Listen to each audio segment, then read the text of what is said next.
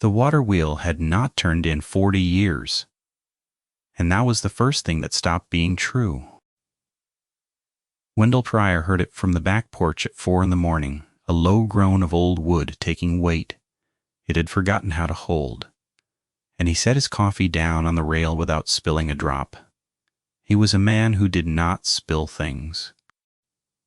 He had spent 31 years keeping the small dam and the race and the gates on Fishing Creek in working order for the county, and he knew the sound of that wheel the way a man knows his own knees. It did not turn. The shaft had seized in 1983, the year his father retired off the same job, and the grease in the bearing had gone to stone. And Wendell had tested it himself every fall since, leaned his whole weight on a spoke and felt nothing give. So when it groaned slow and deliberate, 1/4 turn and then a stop, he stood very still in the dark, with his hand on the cold rail, and listened for the second thing, because a man who has kept water in line for 3 decades knows that 1 wrong sound is a fluke and 2 is a failure starting. The second thing was that the frogs had quit. He had lived on the lower mill road his whole life, in the keeper's house 100 yards down from the grist mill itself, and there had never been a spring night without frogs. Peepers in the shallows, bullfrogs in the race pool, the whole wet dark of the hollow full of them, from thaw to first frost, a sound so constant he only ever heard it when it was gone. He stood on the porch, with his hand flat on the rail, and counted to 30. The way he counted seconds on a gate cycle, slow, and heard none of it. Not the peepers, not the bullfrogs, not the spring chorus that should have been climbing toward its loudest hour. The creek was still talking. Water moving over the lip of the spillway the way it always did. Low and steady. The animals had stopped. Only the water had not, and that was wrong in a way he felt in his back teeth before he could put words to it. The wet dark of the hollow gone silent as a held breath, while the creek ran on through it. Wendell was 61 years old, and he did not believe in much. He believed in torque specs and water tables, and the way a gate would tell you it was about to fail if you put your hand on it and felt for the shutter. He had buried a wife and raised a son who lived in Williamsport now and called on Sundays, and the only thing in the house with a heartbeat besides his own was a 14-year-old Australian shepherd named Tuck, who slept by the wood stove and had not in all those years ever once growled at the dark. Tuck was growling at the dark now. The dog had come to the screen door behind him without a sound, which was its own wrong thing, because Tuck's hips were bad, and he announced every movement with a click of nails and a grunt. Now he was at the door without warning, low to the floor, lips off his teeth, and the growl coming out of him was not a dog warning off a raccoon. It was a sound with no top to it, steady, the kind a dog makes when the thing it has scented is too large to bargain with. Wendell looked down at him, and then back out at the mill, black against a sky going gray at the edges, and he understood that the wheel had not groaned on its own. He went inside and put Tuck in the back bedroom. Then he got the long flashlight off the hook by the mudroom, and he went to look, because that was the job, and because a man who keeps the gates checks the thing that makes a noise it should not make. The mill sat where it had sat since 1840. 3 stories of cut limestone and hand-hewn beam. The wheel hung on the north face over the tail race. The county owned it now and kept it as a curiosity, a place where school children came in the fall to watch a millstone that no longer ground anything. Wendell had the only key.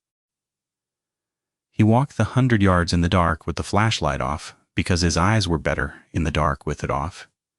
And he stopped at the edge of the mill pond and looked at the wheel and saw that one of the buckets was wet. The wheel had not held water in 40 years.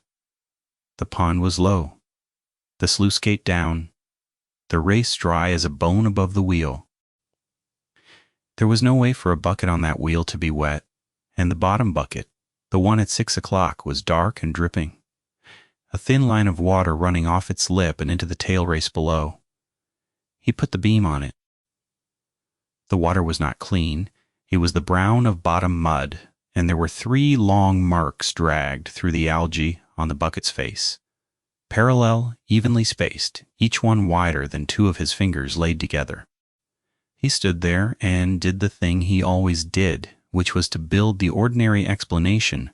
First, a beaver, a big one, could have hauled itself up and over the wheel chasing something.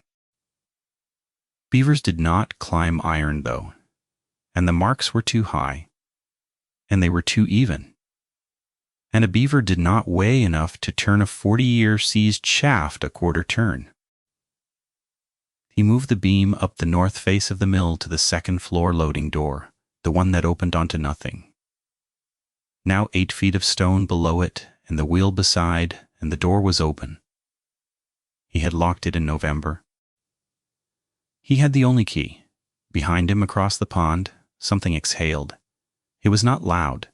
That was what he would remember later, when he tried to set it down for the deputy who did not believe him. It was not a roar. It was the sound of a large animal letting a breath out, slow through a wet nose, a sound he had heard from cattle and from the one bear he had ever stood close to. Except that under it there was a second sound, a low, chattering vibration, like 2 throats working in one chest, and the 2 sounds did not belong to the same animal he knew. He did not turn the light toward it. Every part of him that had kept him alive for 61 years told him not to turn the light toward it. He stood with his back to the mill and his face to the pond, and he listened to it breathe, and then he listened to it move, and it moved the way nothing that big should be able to move, which was quietly, with long unhurried strides through the wet leaves, around the far edge of the water. He walked back to the house. He did not run. He had read enough sign in his life to know that you do not run from a thing that has chosen not to chase you yet, because running tells it the game has started. He let himself in and through the bolt and stood in the dark kitchen with his heart going and Tuck scratching at the back bedroom door, and out the window over the sink he watched the gray come up over the hollow and prove nothing at all. He did not sleep. At 7 he called the county and told the dayman he would not be in, that he was feeling poorly, and the dayman said something about the spring crud going around and when to let him believe it. Then he made fresh coffee, and he went back out in the daylight to read the ground, because the dark told you what something wanted, and the daylight told you what it had done. The tracks were in the soft mud at the pond's edge, and they were wrong. They were not bear. He knew bear. He had read bear sign on this ground every spring of his working life, the flat plantigrade tread, the claw marks short ahead of the toes, the print you could mistake for a barefoot child if you did not know better. A bear walked on the whole foot like a man. These were not that. The heel struck narrow, and the toes spread wide, and there was a long pad behind the toes, and 4 of them. 4 toes, and above each toe, a deep crescent where a claw had gone in and not retracted, the way a dog's claws do not retract. No dog had made these. He crouched and laid his own boot in the mud beside one a size 11 work boot, with a fresh heel he had nailed on himself in February, and the print ran longer than his boot by 2 full inches, and wider than 2 of them laid side by side. He stayed crouched a long while with the cold coming up through his knees and the mud soaking the cuff of his canvas pants, looking at the way the toes had dug in deeper than the heel, the way a thing digs in when it is carrying weight forward, when it is moving with purpose and not just standing. He went to the truck and got the tape off the seat, and he measured. He measured the print first, 11 3/4 by 8, and he wrote it on the back of his hand with the carpenter pencil from his shirt pocket. Then he measured the stride, heel to heel, walking the line of them along the pond edge where they came clear out of the leaf litter and into the bare mud. And the stride was 62 inches. He stood up and looked at the number and did not believe it, so he measured it again, walking it backward this time, planting the tape at one heel mark and drawing it to the next. And it came to 62 inches again. He measured a third time because the number was a problem.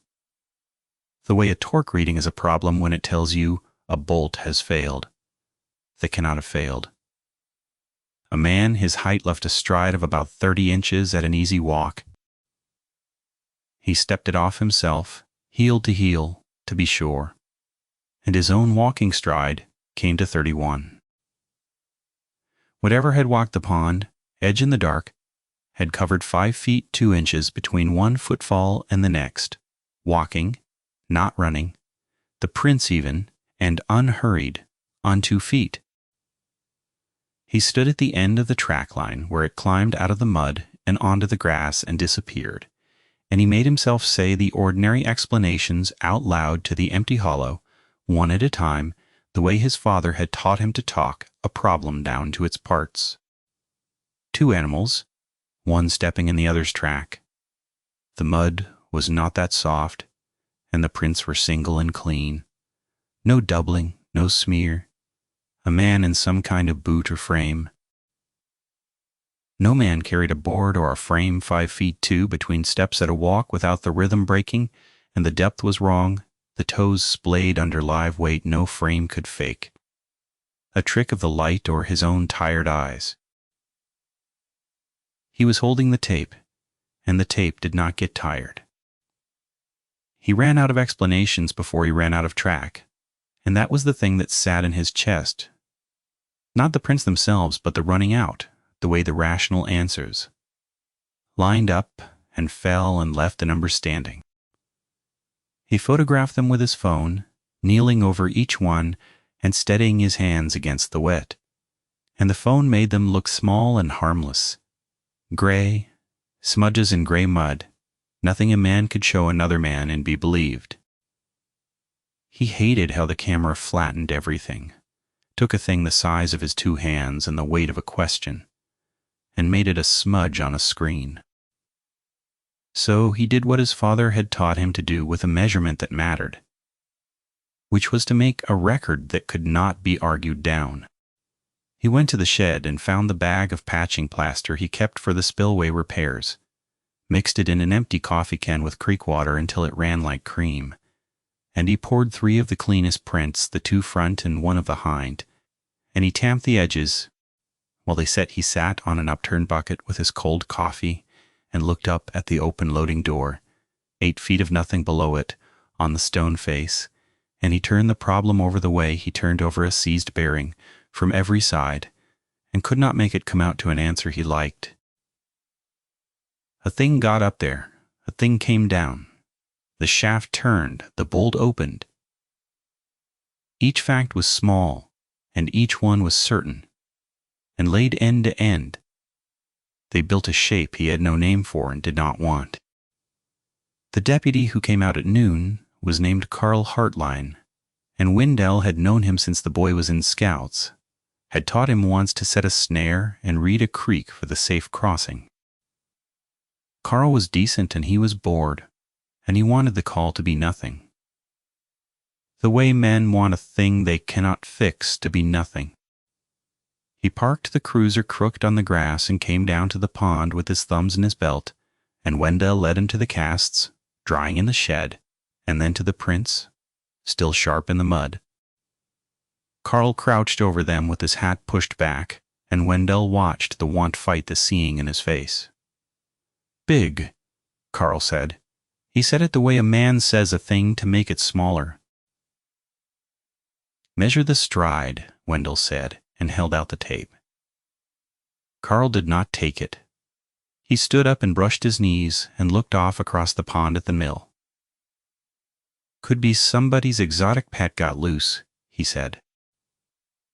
Fellow over in Lockhaven kept a wolf, you remember that.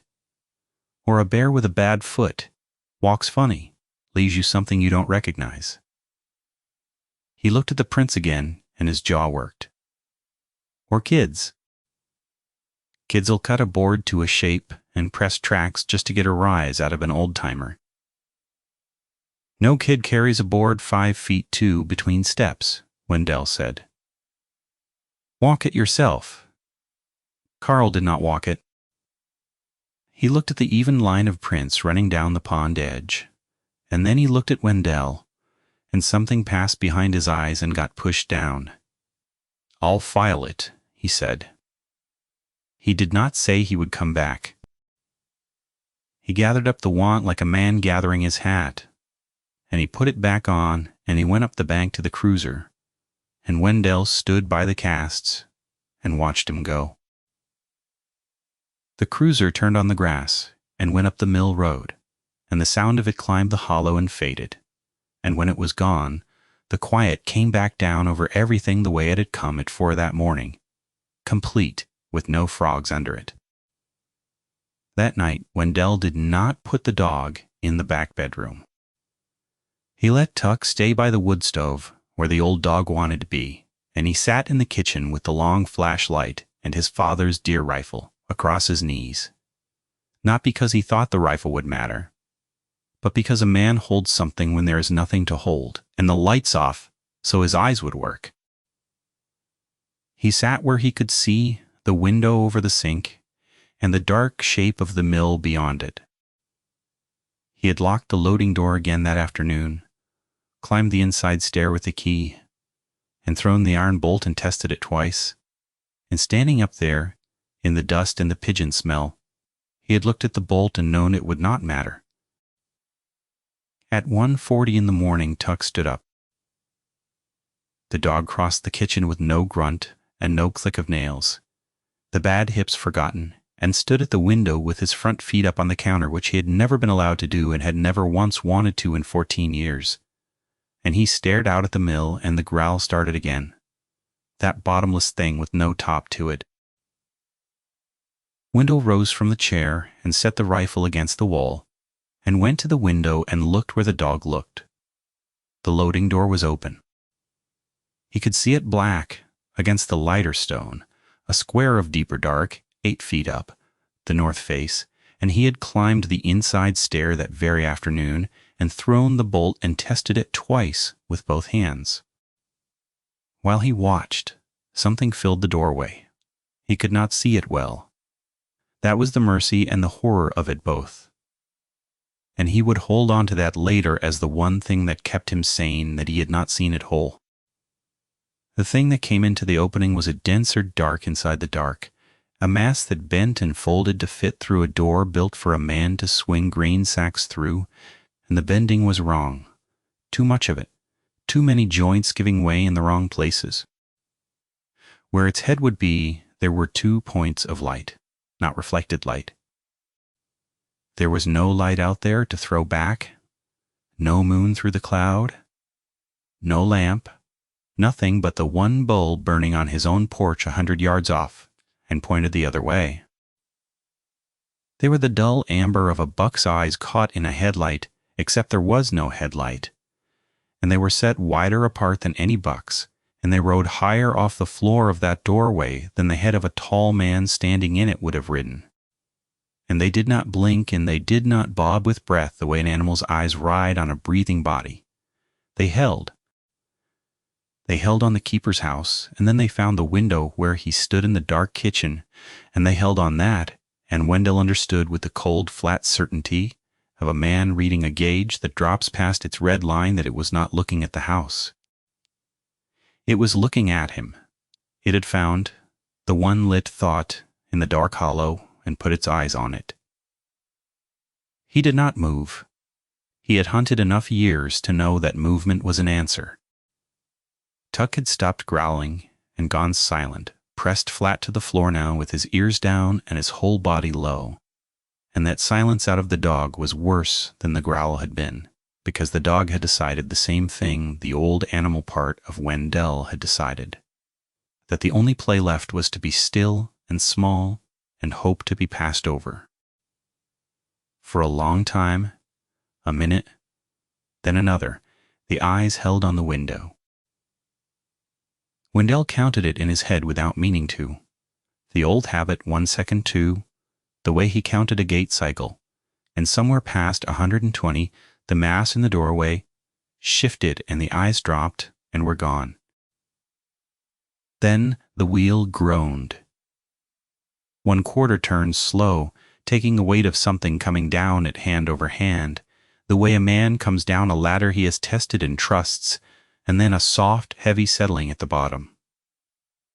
And then nothing. The hollow held its breath until dawn, and dawn came up gray over the ridge, and Wendell stood at the window until the light was full and did not move from it. He went out into the cold morning and crossed to the mill, and found that the bolt on the loading door had not been forced. It had been worked. The iron was bright where something had turned it, scored with fine parallel lines, and it stood drawn back in its keeper, and there was no way up to it from the outside that a man could climb, and the thing had not climbed it like a man. He found the proof of that in the mud below. The same 4-toed prints, but here they showed the thing had stood and reached, the back 2 planted, and the weight rocked onto them. And above on the limestone, 10 feet up, the same 3-line scoring he had seen on the wet bucket, drawn down the stone where it had pulled itself flat to the wall to reach the door. 10 feet. He measured it with the tape held over his head and his thumb on the stone, and it came to 10 feet, 1 inch from the ground to the top of the scoring. And he wrote the number on the back of his hand with the carpenter pencil from his shirt pocket, because he did not trust himself to remember it true. 10 feet, 1 inch. He repeated it like a torque spec. He repeated it like a bolt pattern. It did not get smaller for being repeated. He drove to town that morning and bought a trail camera at the farm store, the kind the bow hunters used, and he strapped it to the big sycamore at the pond's edge facing the mill, and he checked the angle twice and walked back into its frame and waved his hand to be sure it caught movement. Then he went home and called his son in Williamsport, and did not tell him any of it. He asked about the boy's work and his wife and the grandchild on the way, and he listened to the ordinary news of an ordinary life from 100 miles away. And when his son asked, was everything all right out there at the mill, Wendell said it was fine, just the spring crud, and they all heard the Liland, even the dog.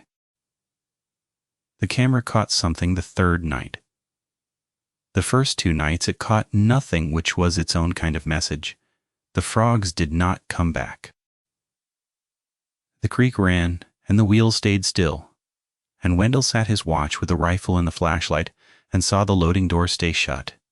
And in the morning, the SD card showed deer and a possum and the slow drift of fog off the pond, and he began to let himself think the thing had moved on, had been passing through, had wanted nothing of him after all.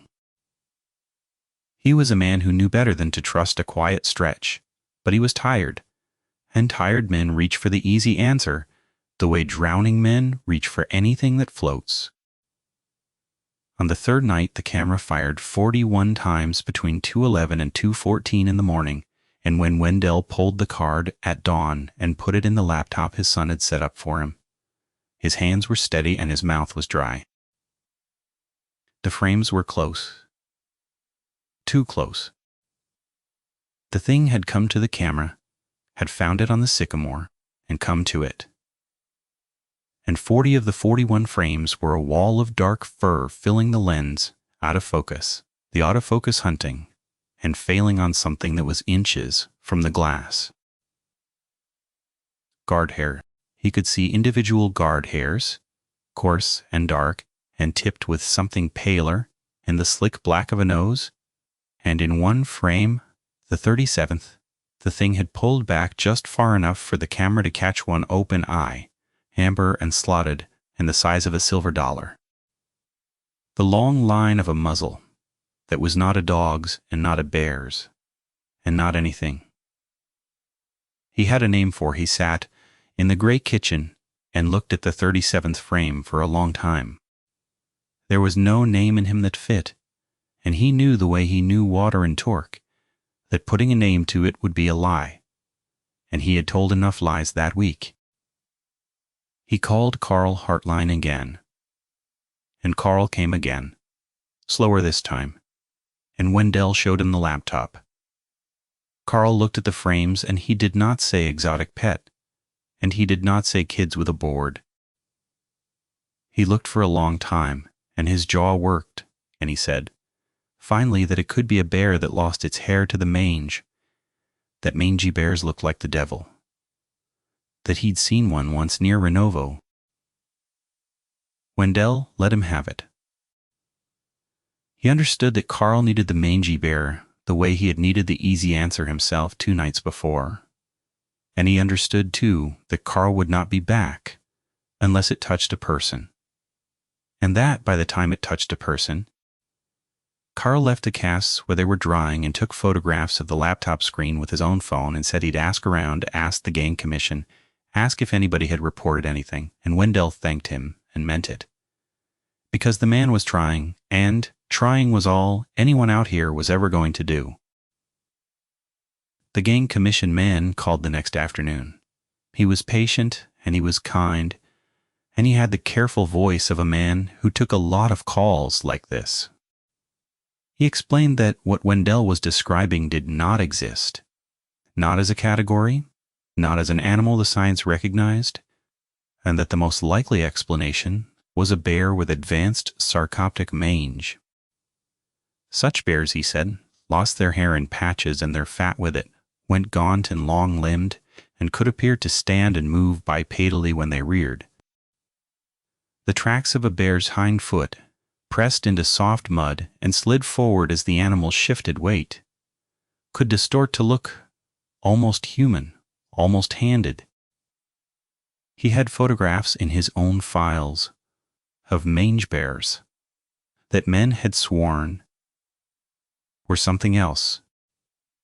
Wendell listened to all of it and did not argue, because none of it was stupid and the man was not a fool. And there was a part of Wendell that wanted to be handed the mange bear and let go of the rest. He held the casts in his mind, the 4 toes, the unretracted claws, the 11 3/4 inches, the 62-inch stride, and he let the man finish. Then he asked one question. He asked whether a bear with mange turned a 40-year seized iron shaft, a quarter turn under its own weight, and worked an iron bolt up and out of its keeper without forcing it, and left it drawn back clean in the dark. There was a silence on the line. It went on long enough that Wendell heard the man's chair creak 100 miles away. The man said he would put a note in the file. He said Wendell should not approach the animal, should keep the dog inside, should call the local office if it became aggressive toward people or livestock. Then he was gone too, the way they were all gone, his voice dropping off the line and back into the world where the thing in the doorway did not exist, where it was a sick bear and a tired old man and a coincidence of mud. And Wendell set the phone down on the counter and looked out the window at the mill and understood that he was the only one who would ever stand between the thing and whatever it had decided it wanted. He learned over the next 4 nights what it wanted, which was to be understood. He came to that slowly and against his will because it was not a thing a sensible man wanted to believe. But the evidence built the way evidence builds and would not be argued down. The thing was not trying to get into the keeper's house. It could have. He knew that. Now knew it the way he knew the head of water behind a gate.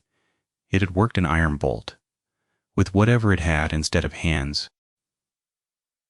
It had climbed limestone like a man climbs a stair 10 feet up. A sheer face in the dark. A wood-framed door with a deadbolt would have been kindling to it. A single shoulder, and gone. And it did not try the door. It did not circle the house looking for the soft place a thing breaks into a house. Because breaking in was not what it had come to do. Instead, it came each night to the edge of the light he left burning on the porch and it stood at the boundary of the dark where the lit ground gave way to the black trees. And it watched the house, and it let him see that it was watching. He marked where it stood by the bent grass in the morning, and the four-toed prints pressed deep and still. No stride, just standing. The weight settled in for a long watch. On the fifth night it brought something and left it on the bottom step. He found it at dawn. A deer, a yearling doe, laid out on the step with a care that was the worst thing he had seen yet. Not torn, not eaten. The throat open clean and the body placed, arranged, the legs folded under it the way a fawn folds to sleep. He stood on the porch above it with the coffee, going cold in his hand, and he did not touch it. He understood what it was, and he understood that to understand it was to step into a conversation he did not want to be having. It was not a kill left to rot. It was not a cat bringing a bird to a door. It was a thing that had watched him read sign and measure tracks and pour casts and point a camera. A thing that had learned that he was a creature who studied evidence, and it had left him evidence, a clean kill placed where he would find it. He buried the doe. He did not know what else to do. So he did the thing a man does with the dead, and he dug a hole at the edge of the wood with the sun coming up and his back aching, and Tuck watching from the porch, and he laid the yearling in and covered her over, and the whole time he worked he felt the weight of being watched. Not with his eyes, with the old animal part of him that knew when it was prey. When he was done, he stood over the turned earth, and he said out loud, to the trees, the first words he had spoken to it, which were that he did not want this, that he was an old man who fixed gates. The trees did not answer. The wheel did not groan. That night, though, the thing did not come to the porch, and he did not know if that was mercy. His son called on Sunday and said he was driving down with his wife, that they wanted to see him, that the grandchild was due in a month, and they wanted to spend a day at the mill where the boy had grown up. And Wendell stood in the kitchen with the phone against his ear and felt the floor